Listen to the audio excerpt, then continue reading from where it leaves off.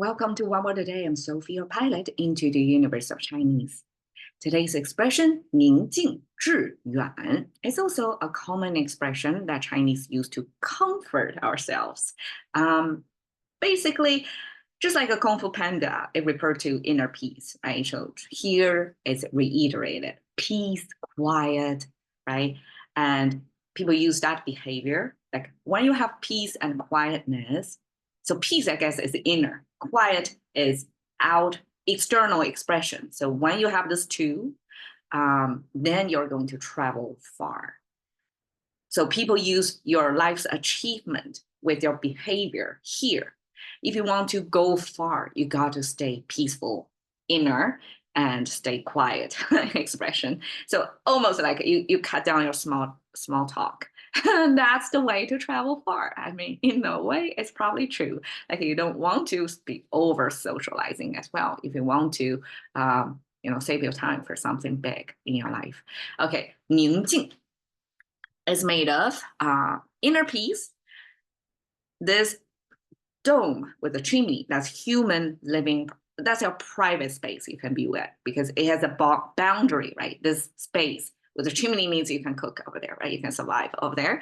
And we have a heart symbol, the incoming tube, outgoing tube, and the pump supplier, the pump bloodline to itself. So this Chinese abstraction of heart, and heart, just like in English, Chinese use heart to label our emotional processing. Okay, and then here is kind of a, you can visualize it as a glass of wine, like a bottle, not a bottle, the wine cup look like that. And then this two dots means you have, like when you hold a glass or something, right? It looks like that. And then you're going to have your hand hold there. And that's the Chinese expression of hand holding that. And actually that means you have not only drinks, you probably have food. So you have food security. You have your heart parked inside this private space. And also importantly, this horizontal line by itself means the limit or the outer boundary of human activity, observable world to us. And then you have this squiggly air going upward. That's almost like your prayer, right? In Western society, at least now, how we stay quiet or inner peace is to have a direct phone line with the divinity. So that almost depict that. Another reading, like without a spirituality, another reading is you are free to express your thoughts. You're able to have your breath out, meaning you're speaking under the universe. Like it's a safe place for you to speak. You can speak your mind. And I would imagine ancient society, probably not everybody have the right to speech. Freedom of speech in Constitution, probably for a reason, because that's not taken for granted. It used to, not everybody can do that. So Chinese have that freedom of speech expression put in there, like that's your inner peace. Freedom of speech is a symbol of freedom. So you have the freedom, you have food security, and you have your heart parked underneath the space, your private space. Okay, so that's inner peace. Chinese pack it so much into how they define inner peace. And we talked about it yesterday. It's balance, equanimity, and the tip of the iceberg expressed as you stay quiet, because whatever struggling you're going through, like the right means a fight. You're fighting over some limited resources, but the left side means balance. This balance achieved by the color of life. And that implies balance because we're going to be dead if we cannot stay balanced. That's the logic. So you have balanced even if you have a struggle. So when you're struggling, you can stay balanced. That's our definition of equanimity and manifested through our staying quietness. Okay, so this 宁静, inner, outer peace. 致远, travel far. So we have travel far. This is walking backwards.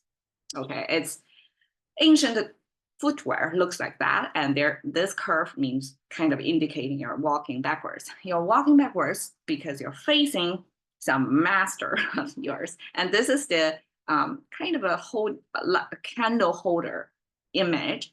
That means you are talking to somebody who serves as the light, I guess, the leader of the clan or something. Because in ancient times, most of us don't travel. We only work on the farms, right? We're tied to the land for the most part.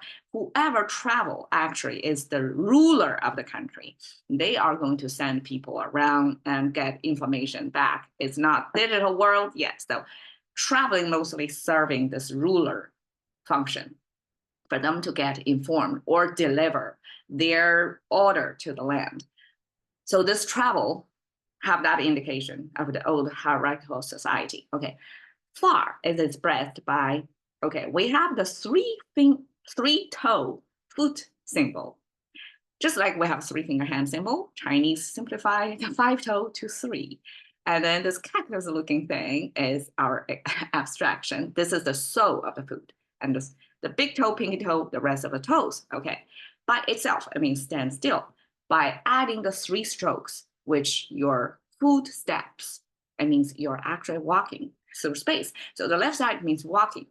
And this far was expressed by your ears when you're walking, kind of like distant hiking thing. So here is the ancient, overlapping fold over this neckline. So that's ancient clothing standard. And you have your head, you have your cone-shaped head. So you want to stay away from the sun, right? And then this trident-looking thing is up for interpretation. My understanding is I probably want to stay cool when you travel far, and ancient solution is because you don't have sunscreen.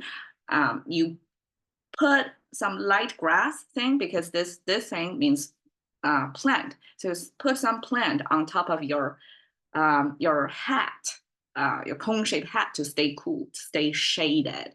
And then that's how you geared up ancient times to travel far. So with this look of how you travel far, the outfit paired with walking. So this is a far traveling walking type of walking together. That means you're traveling far.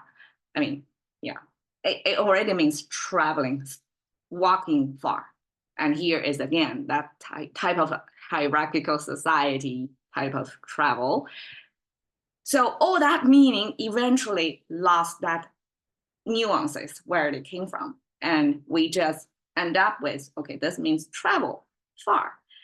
And we have peace. Only when you have peace, inner or outer, because they're one thing, right? It's just 2 sides of the things. When you have peace, you can travel far.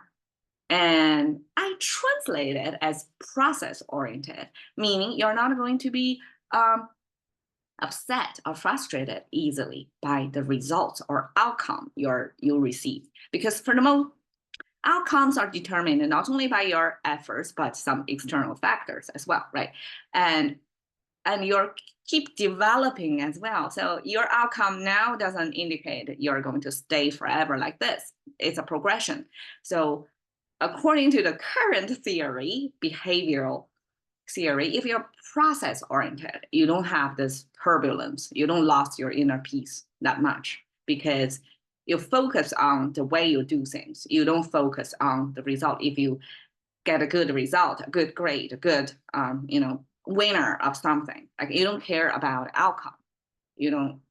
That way you reduce the noise. You can stay peaceful and quiet, and that's how you can go far.